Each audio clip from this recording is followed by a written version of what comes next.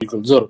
تو یعنی بچوں کو میں نے آپ کو ہی دکھایا ماشاءاللہ, دیکھیں یہ آپ کو ایسا بننا ہے. لیکن میرا جو سوال ہے نا, جو میری فکر اور سوچ ہے, میں جو لے کے آیا ہوں وہ بچوں میں کیسے ٹرانسفر ہو, یعنی کیونکہ بچے اپنی انڈیپینڈنٹ تھنکنگ لے کے سب کچھ لے کے, جیسے آپ نے سوال تھا, اب جیسے اگر آپ دیکھیں گے نا تو 70 سال سے وہ اسرائیل بھی جو ہے آزاد ہوا ہے, پاکستان بھی آزاد ہوا ہے. اسے چھوڑیے, دیکھیں آپ نے سوال کیا کہ ہولڈ آن, ٹھیک ہے, آپ نے سوال کیا کہ آپ کی فکر کیسے ٹرانسفر ہو. آپ کی فکر خود سے ٹرانسفر نہیں ہوگی. آپ اپنے بیٹے سے جب یہ گفتگو کریں گے, خصوصاً اس کو تاریخ بتائیں گے اور اس کو مسلمانوں کے ایفرٹس بتائیں گے, ان کی قربانیاں بتائیں گے, ان کی ذمہ داریاں بتائیں گے.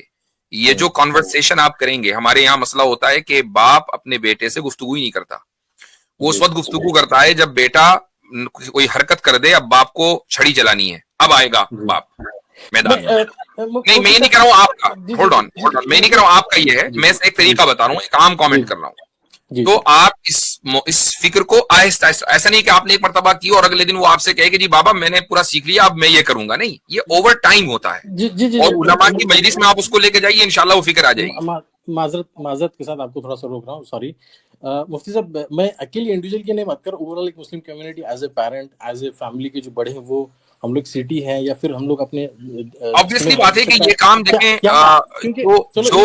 اب میں نے آپ کو ایگزامپل دیتا ہوں. میں نے بچوں کو مطلب کیسے وہ کیا ہے کہ بھائی آپ کو یہ اگر سورہ آپ یاد کرو گے تو یہ ملے گا, یہ گفٹ ملے گا. سید توفیق بھائی رکے ایک منٹ, ایک منٹ, دیکھیں ٹائم بہت کم ہے, پیچھے بھی بہت سارے کالرز ہیں, تو میں نے آپ کو دیکھیں جی جی جی ہمارے پاس ٹائم بہت کم رہتا ہے. نہیں ہوگی بات, ٹھیک ہے, سن لیجیے, ٹھیک ہے, میں سمجھ گیا کہ آپ کیا کہنا چاہ رہے ہیں. آپ انڈیویجول کی بات نہیں کر رہے, سب کی کر رہے ہیں. سب کی ذمہ داری آپ نہیں لے سکتے.